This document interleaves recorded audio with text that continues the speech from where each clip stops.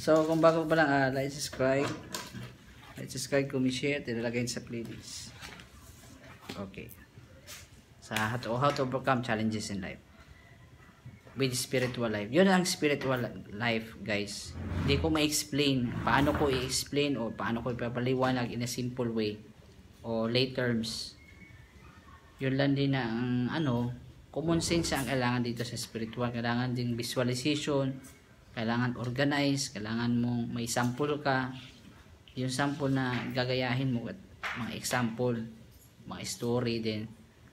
Alam ko naman yung mga TV, paano ginawa yung mga drama, script nila din. Malalaman naman natin yung ano ba sila, sino ba sila.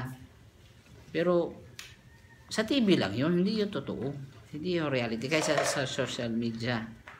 Pero yung sinabi ko ngayon dito sa social media, totoo to. Hindi nyo lang mahawakan, hindi nyo lang ako makita. O hindi nyo lang ma-istorya. Sa kusina. Yun lang din dito sa sala tayo. Yun lang yung masasabi ko po na ganun ang buhay. Kailangan mataas yung imagination, malawak yung parang ang agila.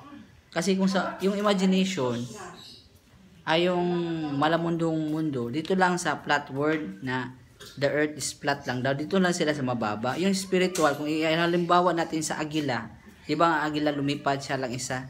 Yung pag sa taas ka, sa tuktok ka ng hangin sa mundo, makikita mo lahat ng kanto. Yun ang tinatawag na spiritual. Diba? Makikita mo. Dahil may pakpak ka, so lilipad ka, diba?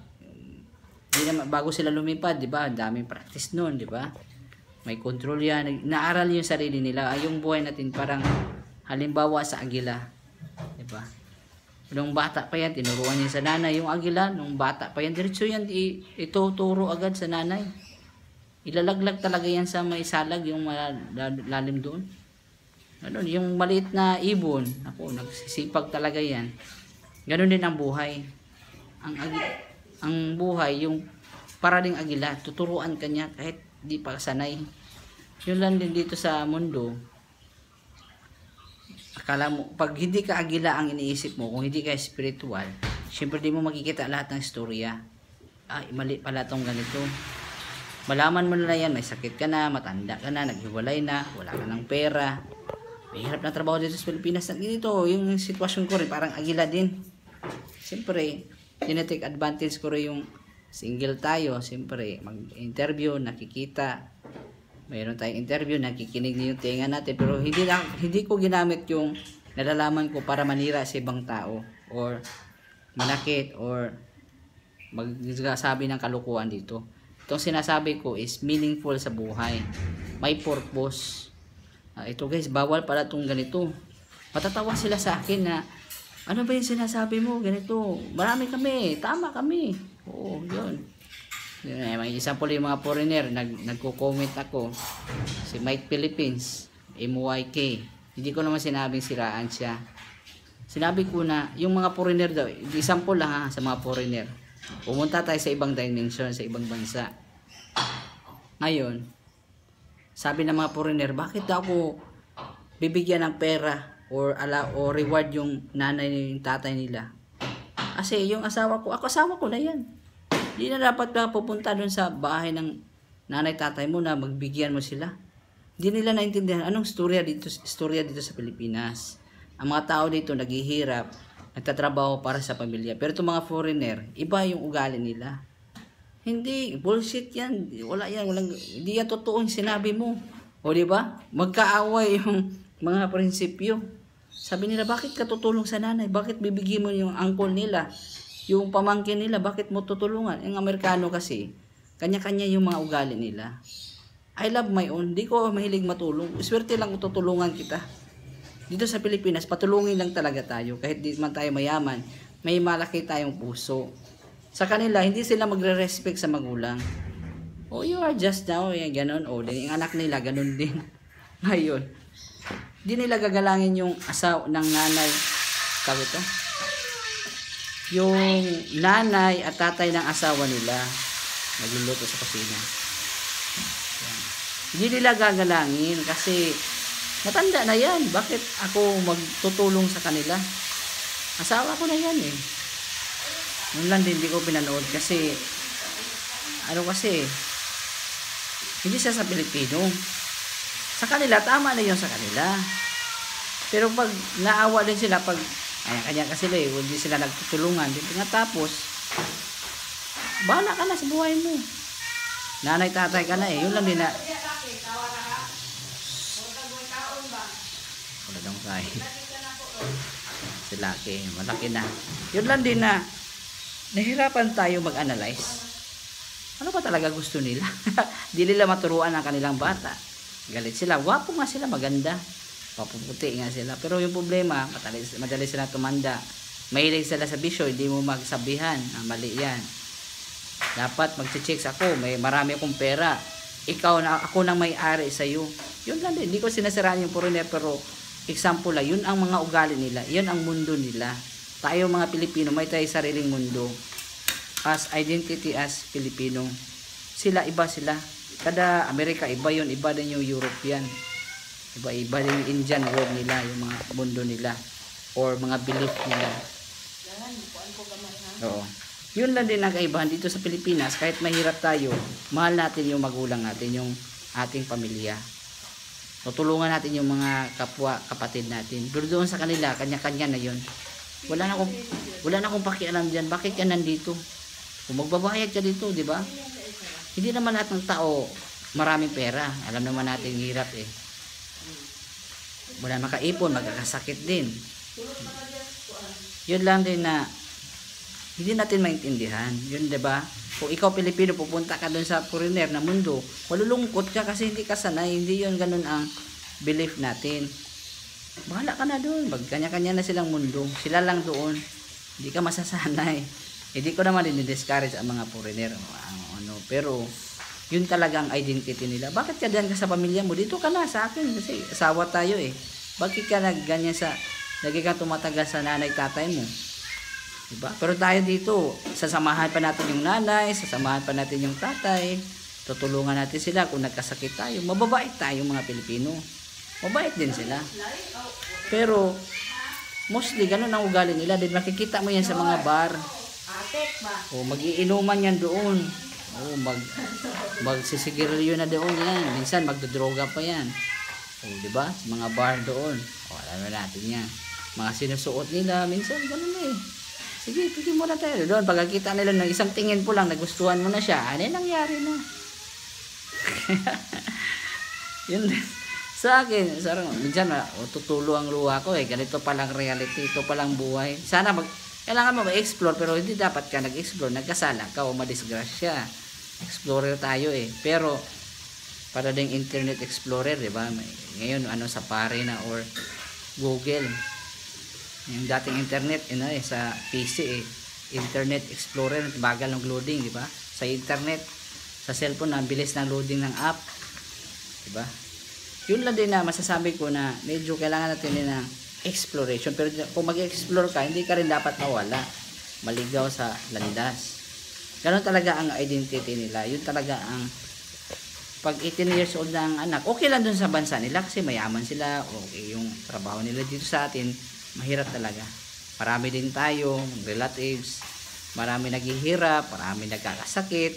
Siyempre, ang mga foreigner, mayaman yan doon sa bansa nila. Pero hindi sila mayaman. Pero pag yung pension nila, yung mga halos, yung mga foreigner, mga matatanda na talaga, pumupunta dito, may mga pension. Mag-asawa ng mga Pilipina doon, mga gandang babae. Minsan, ang mga asawa nilang lalaki, iniwan nila, dahil foreigner, walang buhay, pera. O, yun na talaga masasabi ko. Pero hindi ako galit ni Mike Philippines. Example lang ba? Ganun talaga ang buhay. Iba-iba kasi mga tao. Iba-ibang opinion yan. Pero kung ang tao mo, nakita mong walang mundo to eh. Palabisyo nga ito siya eh. Hindi nga gagalang sa mga magulang. Nagre-respeto ba to sa magulang? Iba siguro ang respeto nila. Iba siguro dito sa atin. Kasi iba tayong culture eh. Iba yung pamumuhay natin doon eh. Dito sa kanila. Diba? Mayaman sila pero naghirap tayo dahil sa ekonomiya, sa pangangailangan. Minsan may iba na binenta yung malaking lupa nila dahil nagkasakit sila. May iba nagka-cancer, nagkamutan doon. Yan talagang reality. Pare-parehang konti, pero yung ugali, yung kalooban ng tao, kaibahan talaga. Siyempre, hindi nila gagalangin ng magulang. Bahala ka na dyan. Kung nagkasakit ng magulang dyan, bahala ka na. Buhay ko na to eh. I'm free, malaya na akong gagawin ko. Pero hindi mo alam na bago tayo lumaki yung asawa mo, ikaw sa sarili mo. Grabe palang hirap ng nanay at tatay mo para mabuhay tayo, lumaki. Pero nung lumaki na tayo, bahala ka na dyan. Buhay ko na to eh. O, ganito. Pag manghingi ng tulong ng nanay, may pamilya na rin. Ikaw, o ako, ikaw, siya. Ayun, wala kang mabibigay sa nanay mo, tatay mo, kasi tama lang din yung pera mo, nagtatrabaho ka rin. May karing bata ka rin aalagaan. So mostly sa atin, worldwide, ganun lang nangyayari sa atin. Ngayon, wala na, kawawa ang nanay, tatay. So siyempre, yung mga magulang dati, grabe nilang asa sa kanilang anak. Nung lumaki na, may sariling mundo na. Sarili, ang tawag nun is too much lover of themselves. Ako, bisyo ko, tama to. Yan, mali yung ginawa niya, ganito. Siguro, may mga taong iba-iba ang mga ugali, iba-ibang attitude. Pero yung tao na ginawa ang tama, kahit marami, bihira lang yun. Kung mababaw lang siguro ang pagkatao ko at spiritual ko, baka matagal na akong pareha sa kanila. Baka kinagat na ako na zombie. Sabi ko rin sa isip ko, parang tama din sila, no? Gagayahin ko na lang din sila kasi marami sila eh. Kung hindi ako spiritual, kung nakita ko hindi ito tama, hindi ko gagawin. Kahit marami sila. Yun lang din na, tama ba itong magbisyo doon, magdodroga, tama ba yung magsinungaling doon, magnakaw, sumakit, tama lang ba yun manglamang ka sa kapwa-tao, malapit, loko para pang bisyo lang, di ba? Yung parang example lang ba? Doon nagagalit ka, papatayin mo agad ang tao. Mali yun sinabi mo yan, di ba? Yun mag-aaway na sa mga prinsipyo, mga idea, mag-aaway-away. Bakit mo tinulungan ang ganito? Siyempre, alam mo na, mga Pilipino, labing yan. Walang perfect na tao, pero mostly sa mga Pilipino, ganun talaga tayo. May identity talaga tayo. Pero ang mga bisyo, identity rin sa karamihan yan sa mundo. Pag malamundo ka, sikat ka, feel ka, oh, proud ako sa sarili ko. Sikat ako, tamang ginawa ko. Pero spiritual ka, iniiwasan mo yun. Bible talaga ang basic natin. Yung common denominator sa religion, lahat ng tao, lahat ng ugali, kung sino tayo, ang common denominator natin, Bible. Doon tayo magbabase kung anong tama o hindi. Yung pagtutuli, di ba, sa lalaki, nasa ano yan, yung Bible, yung measurement, nandun lahat sa Bible. Nag-iba-iba lang, format, language. O yung magpakasal, nasa Bible yan. Yung mga gira, ano ba mga term diyan ginamit nila, nandun lahat diyan sa Bible. Yun. Niluto te. Saan nagluto? Sige. Yun lang po masasabi natin na naluto na ano na. Yun lang po masasabi natin na hindi natin masasabi. We cannot hindi natin masasabay anong masasabi ng ibang tao. Baka batang isip lang to, mababaw lang yung isip niya. Baka sinabi niya tama lang to magsinungaling, tama lang to magkabitan doon sa ibang tao. Yun lang din ang mahirap dun sa iba. Wala kasi sa Bible sila. Ang Bible, wala lang, mahirap yan. Boring yan eh, nakakabali daw yung basahin. Pero nung nagkasakit na at lumalala ang sitwasyon, hindi na maganda, parang santos na tayo. Mabait na. Pero yun lang din, hindi ako nag-insulto dito, nagagalit. Yun ang ginagawa ngayon. Kinokorek lang natin ang tamang gagawin. Kasi kung i-approve ko rin sila, ako magsasabi lang, o salamin lang ako. Kung ano ka, yun lang ipapakita ko. Mahirap naman na ipipraise ko na maganda yung magsinungaling, maganda na yung pumatay, magdodroga doon, magnakaw. Hindi ko gagawin na i-promote yung masama. I do not promote any bad habit. Kaya yun ang gagawin mo para magsasucceed ang buhay mo. Kaya sino nagsasabi nun?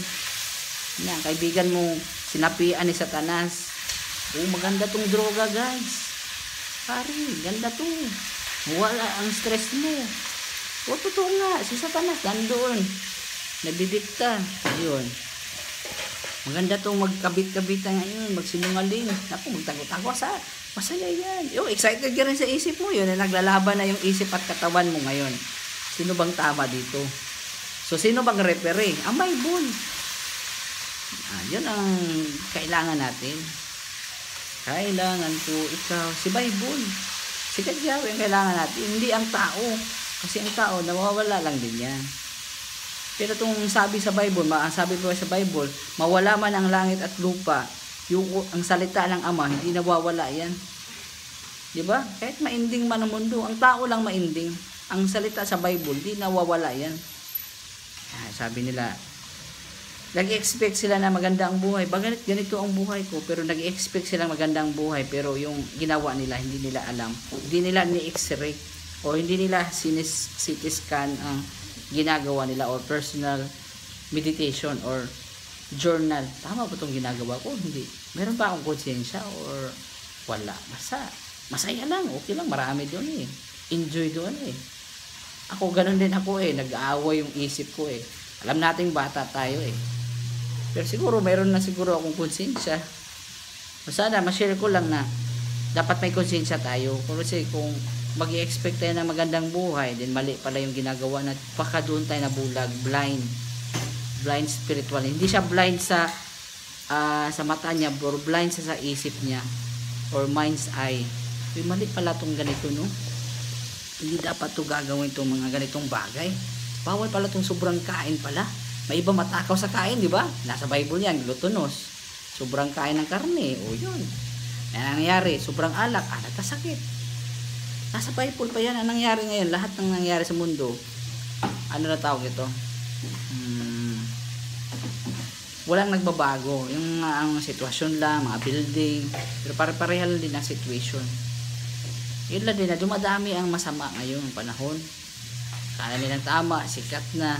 Yun ang gagawin nila. Ngayon, nakikita ko rin sa mga babae ngayon, parang gusto rin magpa-sexy masyado sa harap, di ba? Marami ng babae ganun eh, kasi naging vlogger na ngayon eh. Pero maganda rin yung sabi ng Bible na sumuot ng maayos na damit para hindi magpakita ng parte ng katawan. Yun lang din na ingatan nila. Ayun eh, proud. Maraming ganun eh. Maganda, sexy, magandang tubo, yung malaking mga bagong tubo, mga bagong generation. Ayun, taas-taas ang sarili nila, tingin nila, di ba? Pero pag tatanungin mo yan tungkol sa Bible, wala yang alam. Nga yan. Ha? Ano pala ang Bible? Nalilimutan nila eh. Pero pag yung ginagawa nila, ganda yun. Yun lang din, sa dami-dami kong nakitang generation, balik-balik lang talaga ang problema. Nagbalik-balik lang talaga. Sinabihan ng nanay, nagka-problema doon, ni-rape ang anak, or nagka-jowa, nag-asawa ng maaga, hindi nakaipon, walang pera, walang hanap buhay, ngayon nagkasakit. Ang storya nagbalik-balik. Kahit ano pang generation ba din ngayon, dumadami ang magkakaproblema. Dumami ang may sakit, dumami ang walang pera. Sama na rin tayo dyan. Hindi tayo magyayabang sa sarili natin. Marami taong ganun. Yun lang din na nakakaawa sa sitwasyon. Nakakalungkot ang sitwasyon na pabalik-balik ang problema. Hindi talaga umuusgad. Ngayon nag-aagawan tayo ng competition sa resources, pera, time. Ngayon kumakain tayo araw-araw. Makakain lang tayo araw-araw ngayon, mahirap na. Ngayon kung masama pang ugali natin, hindi pa tayo spiritual, kung hindi tayo agila, hindi natin makikita ang lahat ng sitwasyon. Nood tayo sa cellphone, sobrang gaming. Ano pa? Masama ba itong sobrang vlog? Parang hindi naman siguro. Pag-vlog siguro na walang meaning, walang purpose. Siguro, yun lang din na paano mag-budget ng pera, sa tsinggitan, marami talaga pag-aralan. Hindi magkasakit, mag-ipon, paano maging matalino sa school, paano magaling sa trabaho, makaipon, it's challenge. Pag-asawa din, dami, hindi natin alam kung sino tayo. O anong identity ngayon. Ang last option ng tao, Ang last option ng tao talaga nag-aasawa ng maaga. Yun na, ngayon, hindi nagkakasunduan. Maraming naghiwalayan din. Maraming pumasok sa relationship. Marami din naghiwalayan. O marami din naging single parents. Sa totoo. Marami din namatay ng maaga dahil sa mga bisyo. Alam na nila sinabihan na sila, bakit nila nagagawa? Kasi try for adventure Actually, try mo for adventure. Kung mag-asawa ka ng maaga, makasurvive ka, good luck. Pero kung hindi mo makaya, babilang ka doon sa statistic. Daming nag-HIV, dami doon ang bata nila nagkasakit-sakit, hindi nila alam ang kinakain, may bisyo doon, puro barkada doon, nagkakabitan doon. Madami ng statistics, ang dami ng bumibilang. So, okay. So, like, subscribe, comment, share. Yun siya na guys, nilinis lang. Makulit yung aso natin si Lucky. So, subscribe. Ayan na guys. So, masasabi ko po na ito na. Yun na talaga masasabi natin na kailangan talagang malawak yung isip mo. Projector yung utak mo. Anong gagawin mo sa bukas. Kasi kung hindi talaga malawak ang isip mo, wala talaga. Nadadala ka lang sa uso. Hindi noon, yung uso mula noon hanggang ngayon, pare-pareha lang. Nababago lang sa cellphone, nababago lang sa laro, nababago lang sa damit, sa bahay. Pare-pareha na talaga ang sitwasyon. So, tigil muna sa vlog natin. Magluluto muna ako. Like, subscribe, comment, share. Please, love you all.